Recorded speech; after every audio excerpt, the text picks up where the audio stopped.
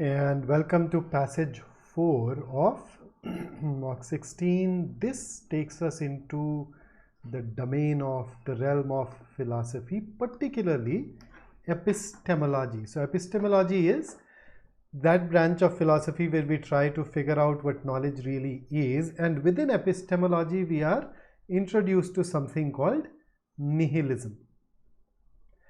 So the rest of the paragraph and the next one goes ahead and talks about what nihilism is and what its problem with the fact that whether we can have knowledge or not is. And then it goes ahead and talks about all those different issues, all those different problems that according to nihilists exist with claims to knowledge. And then the next paragraph says that, hey, but then some people may think nihilism is skepticism because they're similar. But then the author goes ahead and talks about that, no, it's only the active nihilism which is similar to radical skepticism. Passive nihilism is separate. So it then talks more about passive nihilism and then says that, and as a result, even if you don't believe in knowledge, but you do not believe that knowledge can be acquired, but you just believe in it out of faith, you are a nihilist. And then it talks about the problem with passive nihilism, trivializing the pursuit of knowledge. And as you can see, the source is Yon essays. Let's go ahead and dive into our questions. So the first one talks about identifying the keywords. So let's just look at the options. All the 4 options start from the same point, and that's correct. So let's take it option by option. Then explanation of the argument. Yup. Then challenges to knowledge claims, all those fallacies. Yes. Comparison between skepticism and passive nihilism.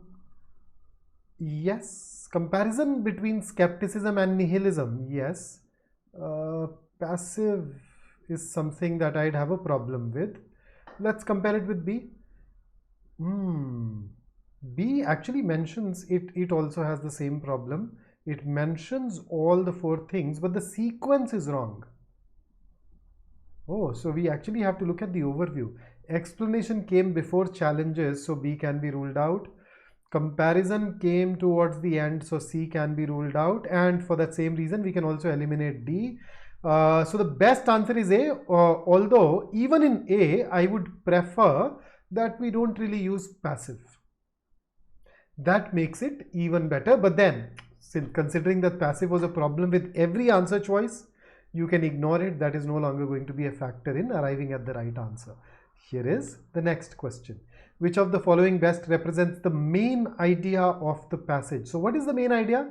The main idea is to introduce us to the concept of epistemological nihilism along with some of the things that they say in order to prove that knowledge that we claim to be as knowledge is wrong. That claim is incorrect.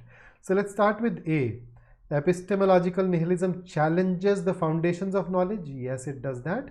Knowledge claims. Highlighting problems with induction. Yes. Authority. Yes. Infinite regress. Yes.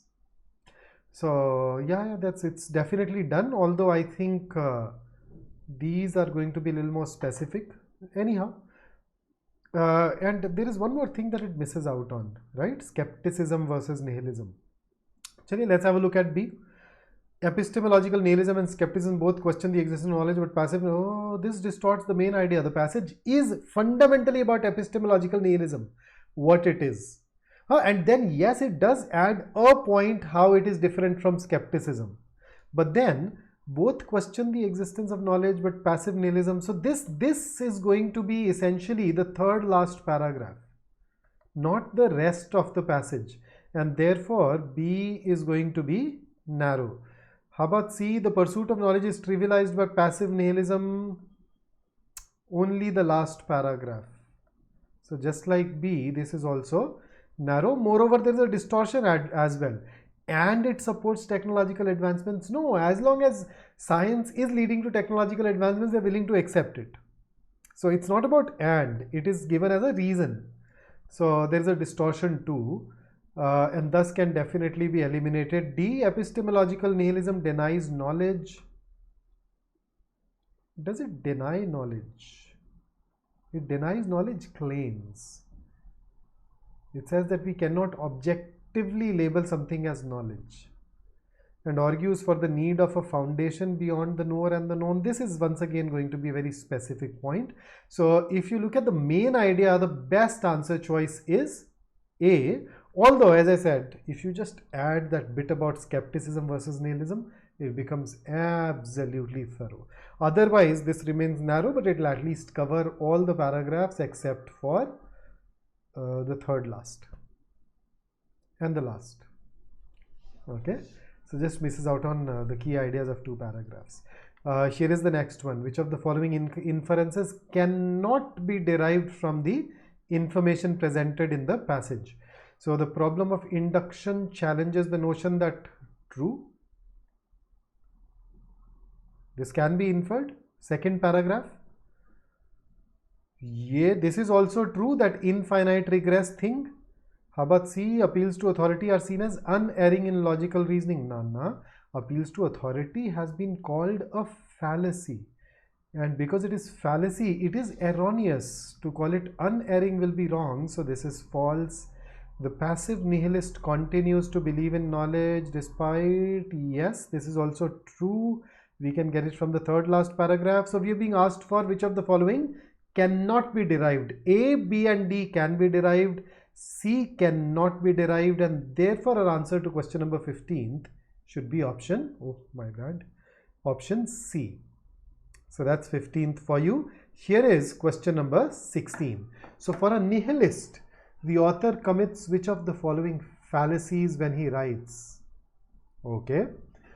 So now we are being asked for the fallacy that is committed by the author himself when he refers to Nietzsche. So very clearly, when you refer to somebody who's an authority and say that, hey, because he says so, it must be right, the fallacy that you're committing is the fallacy of appeal to authority, which is not here. What are these others? Fallacy of equivocation. Okay, so there are times, when a single word can be used in two or more different ways. So when you exploit that to create an argument, we say that it has a fallacy of equivocation. For example, if I say knowledge is power, power tends to corrupt, therefore knowledge tends to corrupt. Now on the face of it, it appears right, but there is something wrong here, and that has to do with the meaning of the word power. Think it over and then we'd see. Okay, B, fallacy of personal incredulity. Simple. Personal incredulity is you don't believe it because you're not getting a hang of it. It does not appeal to you. So to say something is wrong because it does not appeal to me is personal incredulity. Here, the author is not relying on his own incredulity. He's relying on the authority of Nietzsche. So this can be ruled out. Fallacy of false dilemma is where you artificially create only 2 options. So for example, when somebody says, hey, you are either with us or against us, that's a false dilemma. You can be neutral as well. You either love something or hate something. No, you can be indifferent to it too.